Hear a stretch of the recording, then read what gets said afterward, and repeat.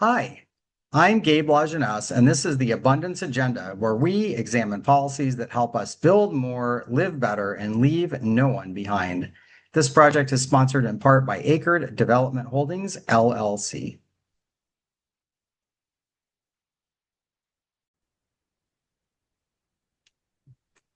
Well, this is Gabe Lajeunesse with the Abundance Agenda. I'm really grateful to have our guest on today. We got RJ Adler from Wheelpad, which creates ADUs, and it is actually in a fairly, they're not just doing ADUs, they've got really accessible ADUs. So we're going to hear all about that from him.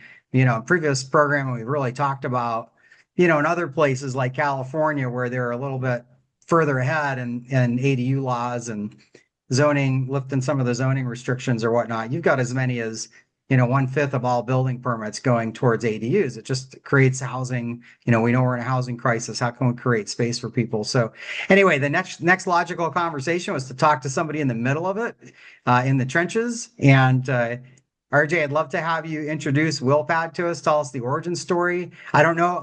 We met probably like 6 months ago, and I don't know if things have shifted, but I know that you were trying to manufacture locally. I don't know if that's still on the table or not, but why don't you tell us a little bit about your company?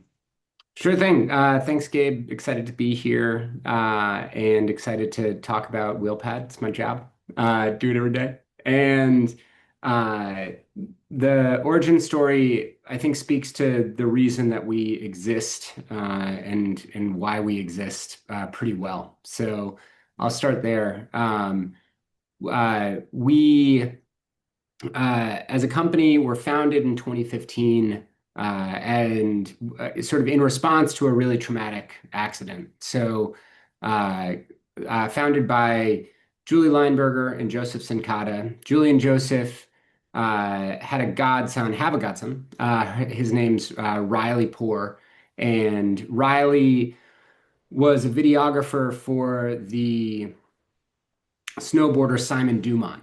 And back in 2010, Simon Dumont won the X Games, and it was a big deal. And there was a great big party afterwards.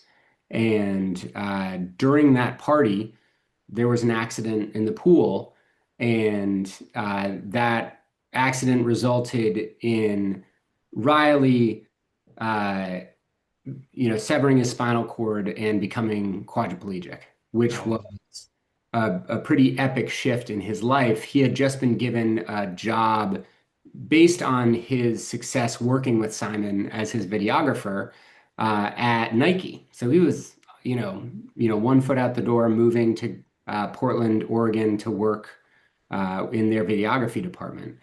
And after his recovery at Craig Hospital in Denver, Nike said, "You're still coming, right?" And he's like, "Yeah, totally. I'm gonna live my life. I'm gonna, find an accessible apartment and I'm gonna, move to this new city and go on with my job." And he did, except the part about finding an accessible apartment. And he had to live in a motel room for 9 months because that was the only accessible place where a caregiver could help him in the shower, which was unbelievably isolating for him, especially because he had just moved to a new city.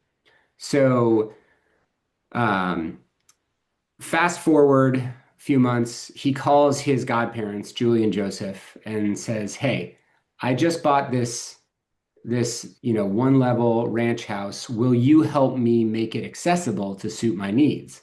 In, 2010, Julie and Joseph had been running a architecture firm for 20 years, and they said, Of course."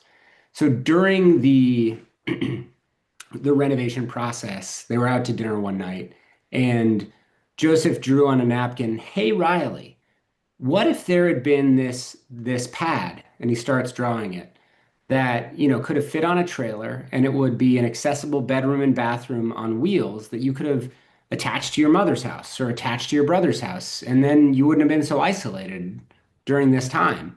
And Julie looked at it and said, "Oh my gosh, Joseph, you've got a million crazy ideas a day. That's the one I'm going to turn into a business."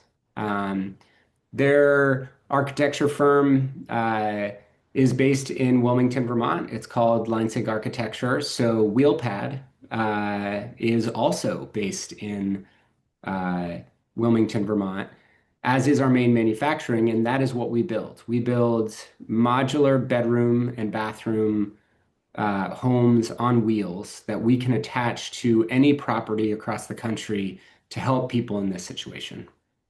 Yeah, I appreciate you sharing that. And we all can have this kind of situation come up in our family, but I think, one of the when accessory dwelling units were first being talked about, at least in my mind, like 10 or 15 years ago, they were being called sort of granny pods.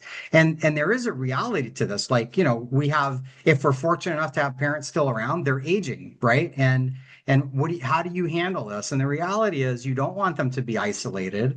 And so, whether it's a child or a family member or, whoever you're creating this environment for, or whether it's a parent or whether it's ourselves, whether we're saying, hey, how do I, this is something else that we talked about in a previous episode, but the idea of we have people that are in a 5,000 square foot house that no longer meets their needs and they want to downsize, but they want to downsize into something classy and they want to age in place. Right. And so what you're providing really satisfies a lot of needs for people that might say, well, maybe I don't need, maybe the accessibility features aren't that big of a deal today, but I can see in the next 5 years that I probably am going to be really grateful that I've got a ramp. I'm going to be really grateful that I got a low entrance shower, right? These are, I don't know. I feel like I'm in that place already. I'd like a low entrance shower, right? I mean, these things are pretty important to people. So I'm really grateful to hear. So when we talked 6 months ago, you were getting ready to ramp up sort of a commercial. You'd done, you've got product out there, it's been placed, and you're doing that, but you were getting ready, you're raising funds to really be able to produce this at scale. And I'd love to just hear like what's your capacity now? Like how many units do you feel like you're going to be producing annually? And then what's the demand like? Yeah, we don't have a specific number of units that we know we're going to be producing annually. And when we spoke 6 months ago, we were actually already building at our manufacturing facility in Wilmington. Uh, Mhm. you know, Typical new company, we're sort of building the train as it's running down the tracks while we're also building the tracks. Yeah. And the so we're 6 months ago, a lot has happened since 6 months ago. Our process has improved. It's not, totally there yet. We've brought on, we've been working very closely with contract manufacturing partners that can help us build to scale. Our products are sort of ADU adjacent. Uh-huh. Uh, you know, Certainly, our bedroom and bathroom products, just our bedroom bathroom, technically not an ADU because an ADU requires a kitchen. Yeah. And in some jurisdictions, our new product, which is called a studio pad that we'll be delivering within the next 6 weeks, knock on wood, is might not be considered an ADU because it's just too small of a footprint, depending on the jurisdiction. Yeah. So I'd say we're ADU adjacent because we're focused on this like niche of people that need accessibility yesterday for whatever reason. So Um, regardless of numbers, like if somebody came to you today and they had this need, they see your product, they were like, we like it. What is like from the time you get an order, what's the lag time like till somebody could expect that, hey, this thing's going to show up and be, placed in my backyard?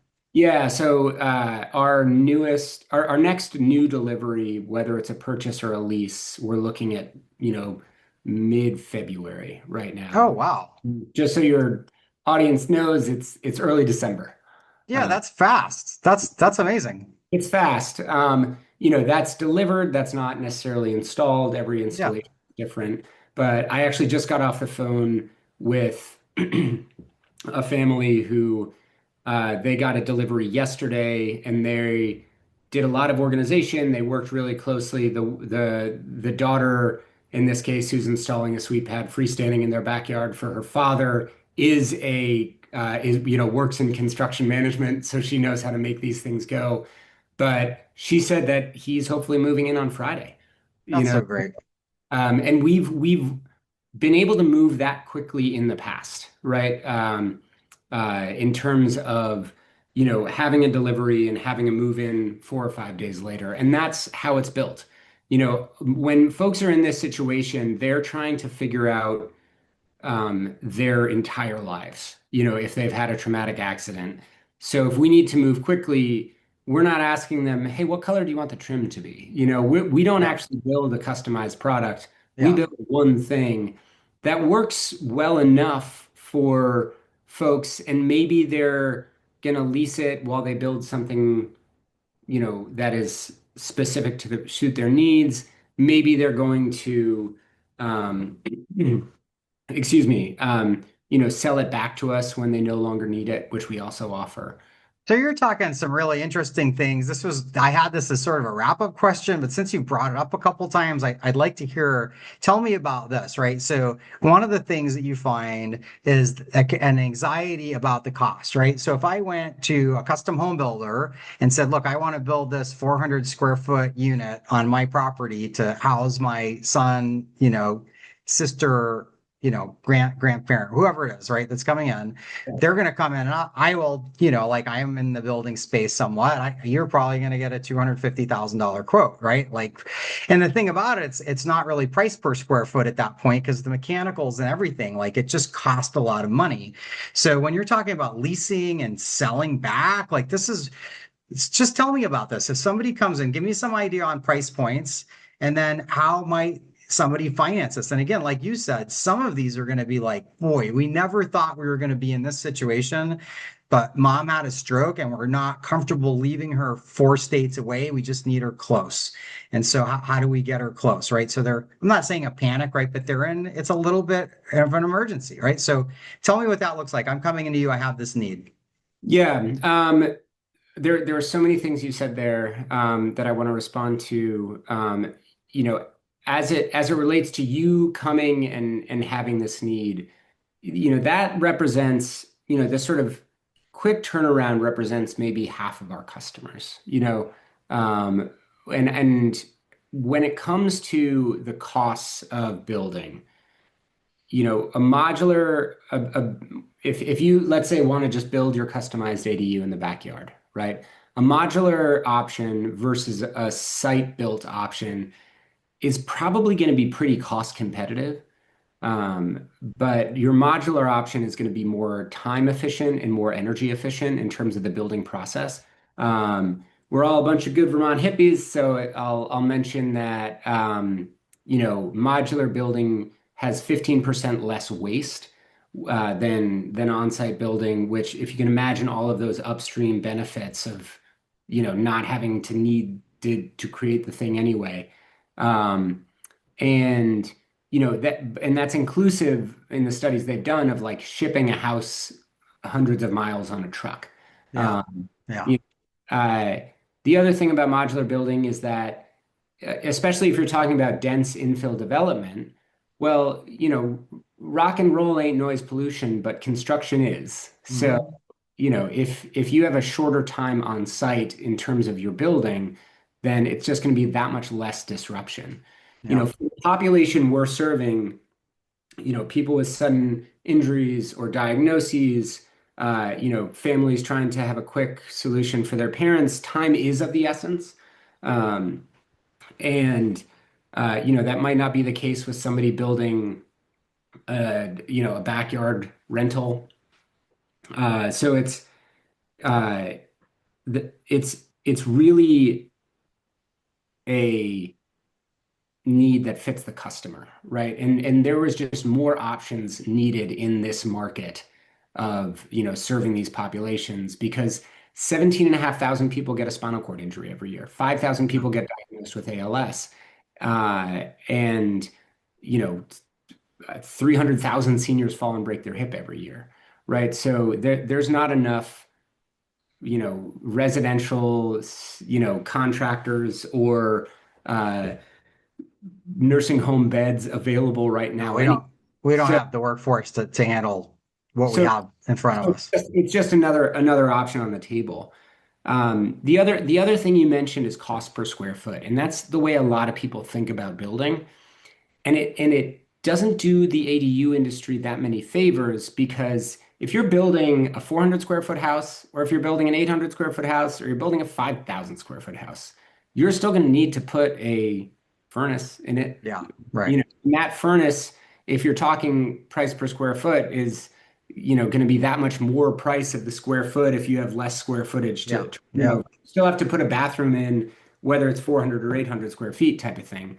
yeah. So, as you have folks, as your listeners are considering, do I want to put in an ADU, this, that, or the other thing, having a more holistic view of, what the costs are, what your income streams might be in terms of building it out. There's a great resource to backyard developers, and it's a book called Backdoor Revolution by Cole Peterson. Seeing as we're talking to Vermonters, I'll just say Cole Peterson did for ADUs what Ben and Jerry did for ice cream. And it's really approachable, and it's a great way for you to learn by either reading the book or taking his online classes about, how do I DIY my ADU, all the way from planning and construction to hiring the right people to, becoming a landlord, Yeah. if you're building it for income purposes. Yeah, and I'll just say, RJ, before we started recording, you had mentioned also you're doing something for one of the communities down there talking about ADUs. If you don't mind later, if you just drop me an email with some links to the book you just described, and then, after tonight, if there's a link to the people might want to dial in and watch some of that, I'll just put the links right in the episode so that people can grab that stuff if they want. So just dialing in though to the price point, because everybody's sort of wondering, and then maybe this phases into the next question. Although I do want to hear about buy and lease, but what are the price points, right? So if you're saying, hey, if I went and I had this quoted and it's going to be 2 to 250, you're saying it's similar size, similar product, right? If it's modular, it's going to be a similar price. You're not saving money on that, but there's all these other benefits to it, right? It can get there quickly. You can actually find people to do it, right? Like it's going to be there. Like good luck trying to find the person that wants to work on a small project around here. So is that accurate? Like price points are going to be pretty similar. Yeah, I mean, uh, we live in a tight labor market, right? So, one crew that can build a, modular, or that can build a site-built house, in that same time, they can install maybe 5 modular products, right? So, I think it's just thinking differently about how we look at construction, right? And understand that, the modular building of today is very, very different than the modular building of yesteryear. I think Um, people are really, everybody I talk to, they're on board with modular. They get that it's quality. I mean, I think when you live in an environment where we have a workforce issue like we have, they get that we need to centralize our resources to a factory somewhere where there's regular jobs, right? Like this is something the trades guys, like if they don't have the next job, their people disappear. That's not a problem you're going to have because you're constantly building, right? You're not having to lay people off in the wintertime because there's no work, right? Like people are going to have jobs and you're going to be able to keep that manpower. I think people understand that. I'd love to see. I don't know if you've got anything handy. Like, do you have any models you could show us? sure, happy to do that. So let me just blow up some photos here. So we are our primary model is what's called SweetPad. So can you see what I'm seeing? I yes. Yep. Uh, Great. So you're seeing 4 photos here. The top left-hand side, this is a picture of Julie, our CEO, standing next to a SweetPad that is Okay. in. I think I'm looking at maybe a different window. I've got Let me. it looks like maybe a Slack channel or something. I'm not quite sure what it is. Alas, let me try that again. Here we see how the sausage is made. Um, do, do, do, do, do. Why is it not? Let's see, share, desktop. Can you see it now? Yes. Now I'm seeing 4 images. Yeah. 4 images. So this is Julie in the top left. She's our CEO standing next to the original sweep pad that is at the time was had just been installed on a home in Putney, Vermont. Um, and as Man, that you thing's gorgeous. well, I think so too, but I'm biased. So this family built this little connector piece between the sweep pad and the house. They Uh-huh. needed an accessible entrance, and they wanted a mudroom, so they built that into the area here. This family leased the sweep pad for just over a year. This sweep pad has been on four more houses since this house. Um, Wow. so it was leased to sorry, three more houses. It was leased to three families and then sold sold out of the lease fleet to a family in Pennsylvania. They then sold it back to us because they decided to build an addition to suit their father's needs a little bit, a little bit more, right? And then back it came. It's actually sitting at our facility in Wilmington, ready to be refurbished right now. Um, this is the picture next to it is in Jericho, Vermont. That's a picture of a project that we've done once. It's called Sweet Pad XL. It's a little bit wider, and it can accommodate a queen or king size bed a little bit more easily, right? Okay. We build our Sweet Pad, the small model, to be 8.5 feet wide, so that way it can easily be pulled anywhere by a regular pickup truck. So, Nice. um, Gabe, do you have a commercial driver's license? I don't. Well, you don't need one to pull a sweet pad anywhere you want to go. And that's part of the accessibility, right?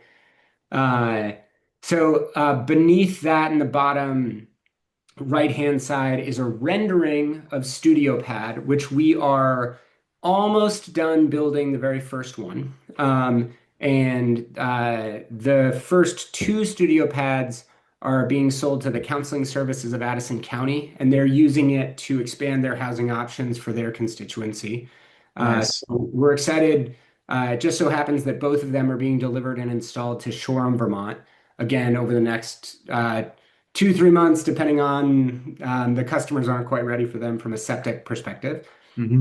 Um, and this is our larger model that has a kitchen, right? So technically, if your listeners are paying attention, this is an accessory dwelling unit.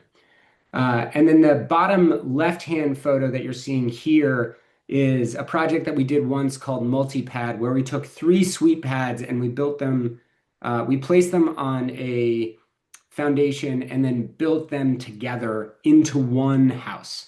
So this was for a uh, school in New Hampshire called the Hampshire Country School that wanted to build some faculty housing and make it universally accessible. So we essentially made a 3-unit apartment building with our products here.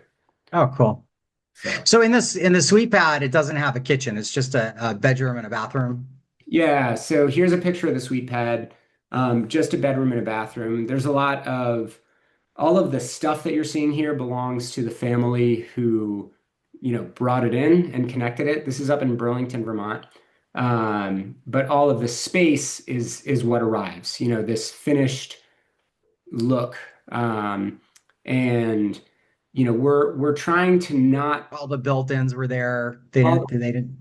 yeah, so there's actually pretty few built-ins as it were, but the cubbies we build in Yeah. to have water heater and that kind of thing. Nice. And we, there's a track in the ceiling which helps folks move from one side to the other if they have a lower body paralysis. Oh, Uh, wow. uh, there's, obviously a big wide open wet room. That's your shower, right? The This family decided to connect through the swing or the sliding glass door to the house. Um, but a lot of people also look to connect through the swing door here. So this family down in Brattleboro connected through the swing door side. It's really beautiful product. So again, like, could you give some idea on range of prices? Like for you get the suite pad, which is again bedroom, bathroom, to a studio pad, which is the newer product that's going to have a really be more of a classic ADU. What are kind of the ranges of those, if Yeah. where I was going to buy one? Yeah, so if you wanted a sweet pad delivered to your house in 2025, our pricing is $129,000 for the sweet pad. That includes delivery anywhere in the lower 48. And a studio pad with the kitchen is going to be 160,000. Um, Wow. our pricing is increasing a little bit next year, 133 and 165 respectively. If folks buy at the end of the year, they can still get the new price, the old pricing type of thing. But And then what's at least, I mean, that seems, I mean, I've been looking at the ADU space and I would just say that yeah, seems fairly reasonable, very competitive. Again, if people were to go look to California, they're paying a lot more. Those are beautiful units out there, but you're paying a lot more for it. yeah. I mean, but what's the lease look like? So the lease for a suite pad is $3,250 a month, and the lease for a studio pad is $4,000 a month. Okay. Uh, All right. So there's some if options. there- How yeah, about there's financing? Can they get traditional financing from their bank or what's that look like? it really depends on sort of what the options are available to them. We don't have an in-house financing option, though we would love to. Mhm. Uh, Specifically, different states have different financing options for people with disabilities that need to fund the assistive technology for them to live their lives. We used to have a really good option here in Vermont. Unfortunately, the funding ran out. And uh, if you have home equity, you could, certainly use a HELOC or something I'm like sure a that. lot of people will be using home equity. Yeah. Okay. Well, that makes sense. I guess the last thing, and then I'll just see if you have anything else you want to share. By the way, I'm happy to just share a link directly to, Wheelpad, but if there's any, like, if you want me to put any images up or whatever, you send them to me and I can put that on Facebook. People can take a look Great. at that. Yeah. I will say, like, I know this is something we talked about it a little bit when we were together. I'd love to just hear maybe a minute or two of your experience. This would be illegal in Montpelier, and I hope we change that. It's something I hope that we see adjust. Right? You could put it on a permanent foundation, but the way our regs are written right now, it'd be considered camping because it's not on a permanent foundation, and you'd only be allowed to occupy for 90 days. And I don't know how that compares across Vermont, but I feel like our whole conversation about zoning reform reflects on that. It's like, look, we really were skewing things towards protecting homeowners and single family homeowners. And now, we've made things so unaffordable. And from a regulatory perspective, like anybody can come in and lodge a complaint because I want to bring in my handicapped mother-in-law. Like it just seems crazy. What are you seeing as you go into communities trying to install these where you have some regulatory hurdles? Yeah, for any customer that's ever signed a contract with us, we have not failed to get them a permit. And part of that is because of the reasons people buy our products. And it's very difficult to tell a family that's just gotten an ALS diagnosis, no, sorry, you can't have this temporary housing on your property to serve a medical necessity for your family.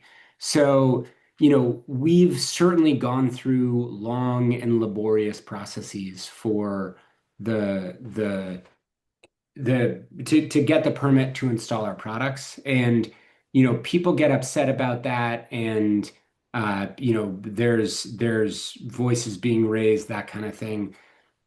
We're when it comes to zoning reform, I actually think that accessibility is really on the bleeding edge of the ADU movement, right? Because if we install our product in some dense downtown urban area and there maybe was a little bit of pushback, right? Well, it's going to get we'll get the permit, it's going to get installed.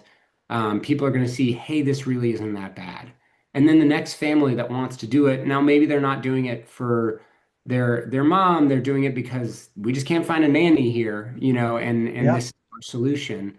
Um, but I don't want to say it's going to set precedent, but it's going to make setting that precedent a little bit easier. No, Uh, I think that's what's happened in California. I think you get 20% building permits as ADUs because the front runners built them, and then people were like, "Oh, we have new awesome neighbors. We really like, so and so, and it's great that they're able to be here, right?" And once people start doing it, then it proves itself, right? Like this is a good model. But the resistance we've got, it's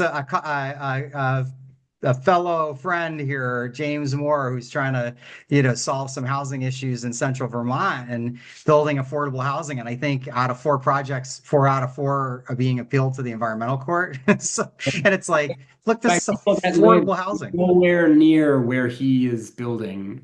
Yeah, there's definitely zoning reform that needs to happen.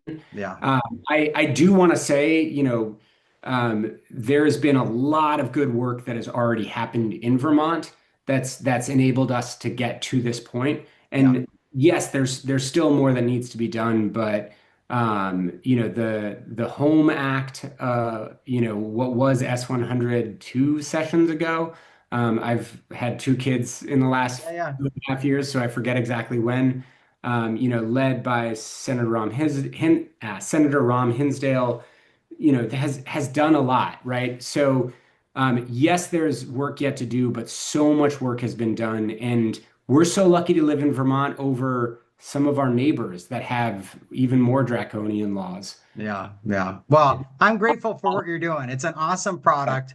RJ, is there anything else? We got another minute or so. Is there anything else you want to throw Well, out there to the I'll listeners? turn back to Cole Peterson's book, Backdoor Revolution. The back half of the book is for, community leaders like yourself, Gabe, legislators, zoning folks, planning folks, to say like, if what we want to do is create more infill housing development, more ability for people to have accessory dwelling units, what are the steps we can take?